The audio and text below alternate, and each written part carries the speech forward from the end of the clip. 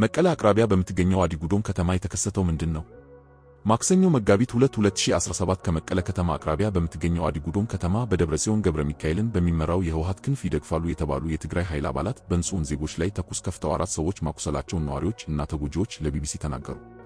የትግራይ ሰራዊት አባላት ማክሰኞ ዕለት የአዲጉዶም ከተማ ጽሕፈት ቤትን በኃይል ይዘው የከተማውን ከንቲባ በቁጥጥር ስር ያደረጉ ሲሆን ከንቲባውንና ምክትላቸውን ጨምሮ የካቢኔ አባላት ደግሞ ከቤታቸው መወሰዳቸውን ምንጮች ለቢቢሲ ተናግረዋል። ነዋሪዎቹ እንደገለጹት ማክሰኞ ጀምሮ በርካታ የታጠቁ የሰራዊት አባላት በከተማውና በሌሎችም አካባቢዎች ተሰማርተው ይገኛሉ።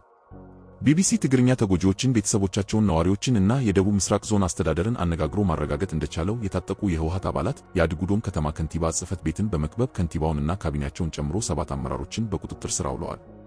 የትግራይ ጊዜያዊ አስተዳደር ፕሬዝዳንት አቶ ጌታቸው ረዳ በይፋዊ ኤክስ ገጻቸው ላይ በአዲጉዶም ከተማ እና በመቀለ አንዳንድ አካባቢዎች የትግራይ ኃይል አዛዦች በሰላማዊ ሰዎች ላይ በወሰዱት እርምጃ በርካቶች መቁሰላቸውን አስፍረዋል።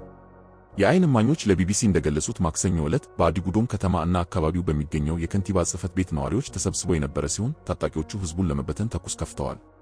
በአዲጉዶም ከተማ የተሰማራው እና የከተማዋን አስተዳደር የተቆጣጠረው የትግራይ ታጣቂ ኃይል ሰራዊት 44 አባላት መሆናቸውንም ጨምረው ተናግረዋል። የከተማው ነዋሪ አቶ ገብረ ሕይወት ኃይለ በወቅቱ በጽሕፈት ቤቱ አቅራቢያ በሚገኘው የወላጆቻቸው ቤት ውስጥ ስለነበሩ ሁኔታዎችን ተመልክተዋል። የወላጆቻችን ቤት በሚገኝበት አካባቢ ምሽግ ሰርተው ታጣቂዎች እዚያ ቆይተዋል። ልዩ ኃይሎቹ ከንቲባውንና ካቢኔዎቻቸውን በወሰዱበት ጊዜ ነዋሪዎቹ ተሰብስበው ነበር። በወቅቱ ለምን በሚል ጥያቄ ሲያነሱም ታጣቂዎቹ ተኩስ ከፈቱ ብለዋል።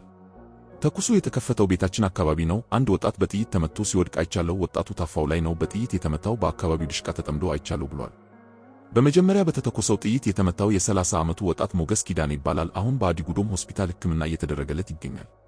ሞገስ በዕለቱ በርካታ ወታደሮች በከተማዋ እንደተሰማሩ በመግለጽ 5 ሰዎች በጥይት ተመተናል። እኔ ታፋይ ላይ ነው ተኩሰው የመቱኝ። ከዚያም ስወድቅ በዱላ ደጋግመው ደበደቡኝ። አሁን በከባድ ህመም ላይ ነኝ በማለት ጥቃቱ ምንም ግጭት ወይም አለመግባባት ባልነበረበት ሁኔታ እንደተፈጸመ ብሏል።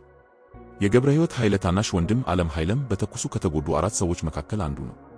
በመጀመሪያ ህዝቡን ለመበተን ወደ ሰማይ ተኮሱ። ከዚያ ወጣቱ መሮጥ ሲጀምር በቀጥታ ሰላማዊ ሰው ላይ መተኮስ ጀመሩ። 4 ሰዎች ቆስለዋል። አራተኛው የእናቴ ልጅ ታናሽ ወንድሜ ነው በማለት ወንድሙ አሁን በአዲጉዶም ሆስፒታል እንደሚገኝ ገልጿል።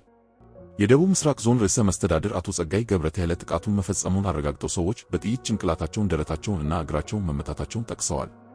በጥይት ተመተው ከባድ ጉዳት ከደረሰባቸው 4 ሰዎች መካከል 2ቱ ለተጨማሪ ሕክምና ወደ መቀለ አይደር ሪፈራል ሆስፒታል መላካቸውንም ተናግረዋል።